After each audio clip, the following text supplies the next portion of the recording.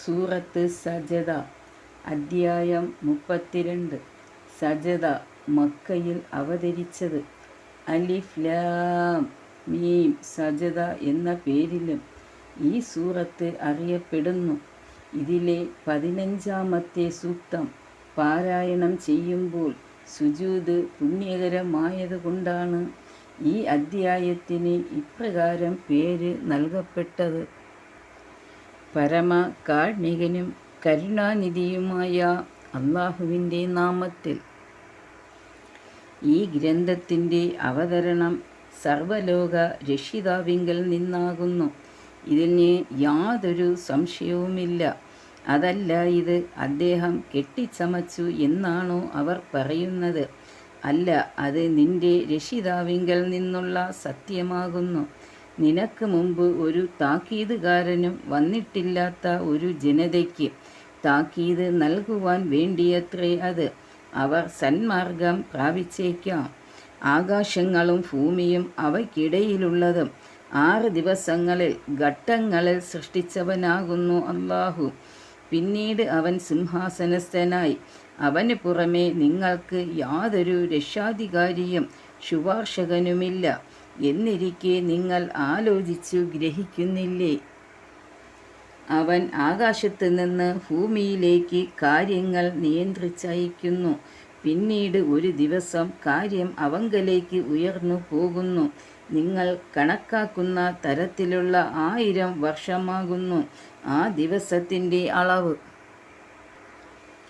അദൃശ്യവും ദൃശ്യവും അറിയുന്നവനും പ്രതാപിയും കരുണാനിധിയുമാകുന്നു അവൻ. താൻ സൃഷ്ടിച്ച എല്ലാ വസ്തുക്കളെയും വിശിഷ്ടമാക്കിയവനത്രേ അവൻ. മനുഷ്യൻ്റെ സൃഷ്ടി കളിമണ്ണിൽ നിന്ന് അവൻ ആരംഭിച്ചു. പിന്നെ അവൻ്റെ സന്തതിയെ നിസ്സാരമായ ഒരു വെള്ളത്തിൻ്റെ സത്തിൽ നിന്ന് അവൻ ഉണ്ടാക്കി. പിന്നെ അവനെ ശരിയായ രൂപത്തിലാക്കുകയും തൻ്റെ വകയായുള്ള ആത്മാവ് അവനിൽ ഊതുകയും ചെയ്തു. നിങ്ങൾക്കവൻ കേൾവിയും കാഴ്ചകളും ഹൃദയങ്ങളും ഉണ്ടാക്കി തരികയും ചെയ്തു. കുറച്ചു മാത്രമേ നിങ്ങൾ നന്ദി കാണിക്കുന്നുള്ളൂ. അവർ അവിശ്വാസികൾ പറഞ്ഞു, ഞങ്ങൾ ഭൂമിയിൽ ലയിച്ച് അപ്രത്യക്ഷരായാൽ പോലും ഞങ്ങൾ പുതുതായി സൃഷ്ടിക്കപ്പെടുമെന്നോ? അല്ല, അവർ തങ്ങളുടെ രക്ഷിതാവിനെ കണ്ടുമുട്ടുന്നതിനെ നിഷേധിക്കുന്നവരാകുന്നു. നബിയെ പറയുക, നിങ്ങളുടെ കാര്യത്തിൽ ഏൽപ്പിക്കപ്പെട്ട മരണത്തിൻ്റെ മലക്ക് നിങ്ങളെ മരിപ്പിക്കുന്നതാണ്. പിന്നീട് നിങ്ങളുടെ രക്ഷിതാവിങ്കലേക്ക് മടക്കപ്പെടുന്നതുമാണ്. കുറ്റവാളികൾ തങ്ങളുടെ രക്ഷിതാവിൻ്റെ അടുക്കൽ തല താഴ്ത്തിക്കൊണ്ട്, ഞങ്ങളുടെ രക്ഷിതാവേ, ഞങ്ങളിതാ നേരിൽ കാണുകയും കേൾക്കുകയും ചെയ്തിരിക്കുന്നു. അതിനാൽ ഞങ്ങളെ നീ തിരിച്ച് അയച്ചു തരണമേ. എങ്കിൽ ഞങ്ങൾ നല്ലത് പ്രവർത്തിച്ചു കൊള്ളാം. തീർച്ചയായും ഞങ്ങളിപ്പോൾ ദൃഢവിശ്വാസമുള്ളവരാകുന്നു എന്നു പറയുന്ന സന്ദർഭം നീ കാണുകയാണെങ്കിൽ അതെന്തൊരു കാഴ്ചയായിരിക്കും! നാം ഉദ്ദേശിച്ചിരുന്നെങ്കിൽ ഓരോ ആൾക്കും തൻ്റെ സന്മാർഗം നാം നൽകുമായിരുന്നു. എന്നാൽ ജിന്നുകൾ, മനുഷ്യർ എന്നീ 2 വിഭാഗത്തെയും കൊണ്ട് ഞാൻ നരകം നിറയ്ക്കുക തന്നെ ചെയ്യും എന്ന എൻ്റെ പക്കൽ നിന്നുള്ള വാക്ക് സ്ഥിരപ്പെട്ടു കഴിഞ്ഞിരിക്കുന്നു. ആകയാൽ നിങ്ങളുടെ ഈ ദിവസത്തെ കണ്ടുമുട്ടുന്ന കാര്യം നിങ്ങൾ മറന്നു കളഞ്ഞതിൻ്റെ ഫലമായി നിങ്ങൾ ശിക്ഷ ആസ്വദിച്ചു കൊള്ളുക. തീർച്ചയായും നിങ്ങളെ നാം മറന്നു കളഞ്ഞിരിക്കുന്നു. നിങ്ങൾ പ്രവർത്തിച്ചു കൊണ്ടിരുന്നതിൻ്റെ ഫലമായി ശാശ്വതമായ ശിക്ഷ നിങ്ങൾ ആസ്വദിച്ചു കൊള്ളുക. നമ്മുടെ ദൃഷ്ടാന്തങ്ങൾ മുഖേന ഉത്ബോധനം നൽകപ്പെട്ടാൽ സാഷ്ടാംഗം പ്രണമിക്കുന്നവരായി വീഴുകയും തങ്ങളുടെ രക്ഷിതാവിനെ സ്തുതിച്ചുകൊണ്ട് പ്രകീർത്തിക്കുകയും ചെയ്യുന്നവർ മാത്രമേ നമ്മുടെ ദൃഷ്ടാന്തങ്ങളിൽ വിശ്വസിക്കുകയുള്ളൂ.